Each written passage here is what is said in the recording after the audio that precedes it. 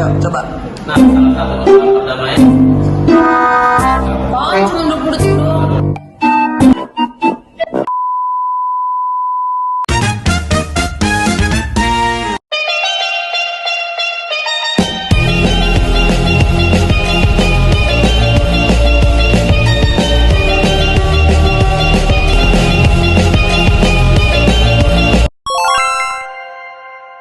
Assalamualaikum warahmatullahi wabarakatuh.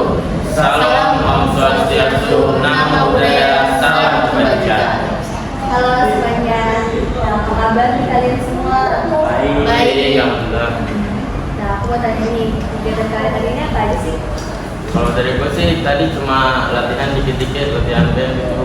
Nggak, dari gue itu sih rohis ke setiap hari Rabu dan Jumat. Nah kalau gue itu keseharian gue ya itu futsal dan mempelajari pelajaran yang dipelajari gitu. Serius banget ya. Nah, kira-kira kalian tahu nggak hari ini kita mau membahas apa? Hari ini kita mau bahas tentang masalah yang ada di Poso kan? Emang bener ya? Wah bener banget itu, ini masalah yang ada di Poso. Tapi kayaknya sebelum itu kita lanjut kenalan dulu deh. Enggak buat kata kita belum kenalan. Iya. Oke, dari gue dulu. Perkenalkan, nama gue Muhammad Subhan. Perkenalkan, nama saya Najwa Zikra. Nama saya Dewi Asri. Nama saya Muhammad Ramadan. Nah, jadi hari ini kita mau membahas tentang konflik yang ada di Kabupaten Poso. Tapi sebelum lanjut, Nah, sekarang kita langsung masuk ke materi yang mau kita bahas. Bro, kira-kira kita mau bahas apa sih kali ini? Oke, jadi kita di sini tuh mau bahas konflik antara agama Islam dan Protestan yang ada di Kabupaten di Poso. Nah, sebelum itu kalian tahu gak sih definisi kebinekaan? Binekaan tuh menurut gua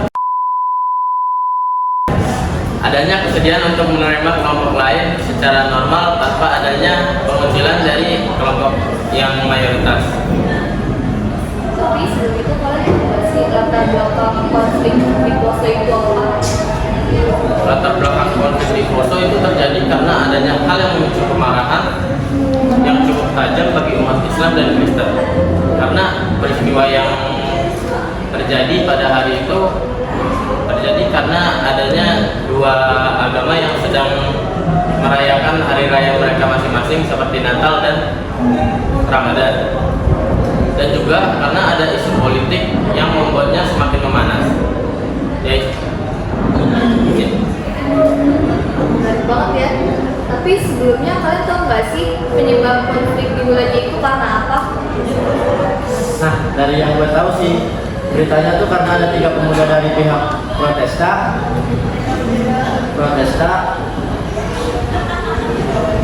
yang ingin memukul pemuda di dalam masjid. Nah, kejadian tersebut tersebar dengan cepat dan dua kelompok ini berusaha masuk ke kota Poso dan kerusuhan ini terjadi yang berlanjut hingga tanggal 29 Desember.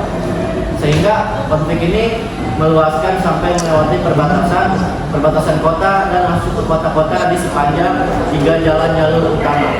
Nah, ada juga tuh konflik kedua pada bulan April pada tahun 2000 yang pada saat itu masih dalam masa politik, yaitu pemilihan Kabupaten Poso dan terdapat isu mengenai terkena pembagian jatah kekuasaan di antara elite Kristen dan elite Islam tidak terpenuhi. Kemudian pada bulan Mei pada tahun 2000 terjadi lagi konflik ketiga, yaitu warga Muslim yang dibunuh oleh Taliban, yang disusul dengan isu adanya penyerangan dan tentara oleh pasukan dari Kristen sebagai bentuk balasan konflik pada bulan April. oh iya, kalau nggak salah isu tersebut memang benar terjadi kan? Dimulai dengan penyerangan yang dilakukan oleh kelompok Fabinaus, lalu terjadi pembantaian di pondok pesantren Wali Sangat yang menewaskan kira-kira 70 orang, sehingga suasana pada saat itu sangat mencekam. Di dikarenakan masyarakat kekurangan bahan pangan dan bahan bakar. Akibat kerusuhan tersebut di Poso menyebabkan banyaknya korban jiwa berjatuhan dari masing-masing pihak. Hal tersebut mendorong adanya kedua belah pihak untuk melakukan perdamaian guna mengakhiri perpecahan yang berkelanjutan. Terus cara penyelesaian masalahnya itu kayak gimana? Nah, salah satu usaha perdamaian yang efektif adalah Deklarasi Damai Malino pada bulan Desember 2001 yang merupakan inisiatif dari Pendeta A. Tobondo. Beliau menghubungi Susilo Bambang Yudhoyono selaku Menteri Koordinasi Politik Hukum dan Keamanan pada saat itu, Yusuf Kala atau Menteri Koordinasi Kesejahteraan Masyarakat dan Pertahanan, yaitu Abdul Jalil. Inisiatif tersebut diterima baik dan segera ditindaklanjuti dengan ditunjuknya Yusuf Kala sebagai pemimpin mediator di Poso. Kemudian diadakan pertemuan pada tanggal 18 Desember hingga 20 Desember 2001. Pertemuan ini merupakan mediasi antara kedua belah pihak yang diikuti oleh 25 peserta Muslim dan 25 peserta Protestan dan serta 25 peserta sebagai mediator. Pertemuan ini membuahkan hasil kedua pihak akhirnya mengakhiri konflik dan bekerja sama dalam menjaga perdamaian di Poso. Oh iya, meskipun konflik di Poso menunjukkan tantangan besar, kita melihat sinar harapan melalui upaya bersama untuk membangun kebinekaan melalui dialog terbuka, pemahaman, dan kerjasama antar suku dan agama. Masyarakat Poso bergerak maju menuju perdamaian yang berkelanjutan. Perbedaan dianggap sebagai kekayaan, bukan sebagai pembeda.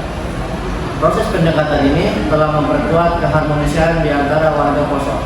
Pelajaran dari Poso menunjukkan bahwa kebinekaan bukanlah tantangan, melainkan potensi besar untuk menciptakan masyarakat yang kuat dan solid.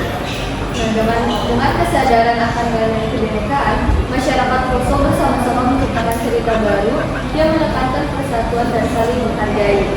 Ini adalah pengingat bahwa di tengah perbedaan, kita dapat menemukan titik temu yang membangun dan menguatkan kita bersama. Perjalanan menuju kebinekaan adalah perjalanan menuju perdamaian yang sejati. A few moments later. Nah, jadi kesimpulan dari konflik ini tuh apa sih? Kalau dari gua, kayaknya kita itu harus saling mendengarkan pendapat orang lain tanpa harus langsung mengambil tindakan, karena hal tersebut tidak baik. Kita harus mendengarkan secara baik apa yang disampaikan oleh kedua belah pihak tanpa adanya emosi ataupun hal yang membuat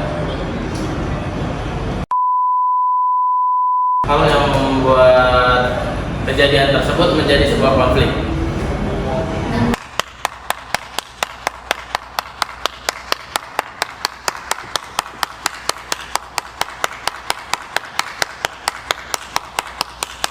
Ya, jadi kita tuh harus bisa saling menghargai satu sama lain juga ya. Oke, mungkin sekian dari kami. Mohon maaf jika ada kesalahan kata maupun perbuatan. Wassalamualaikum warahmatullahi wabarakatuh.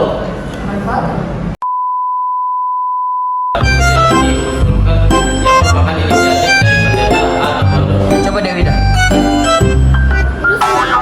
Milk tea, drink milk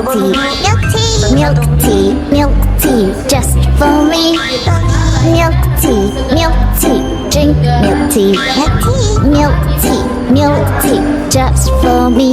Hot, milk tea, hot, when I touch, nice, milk tea, nice, when I smell, sweet.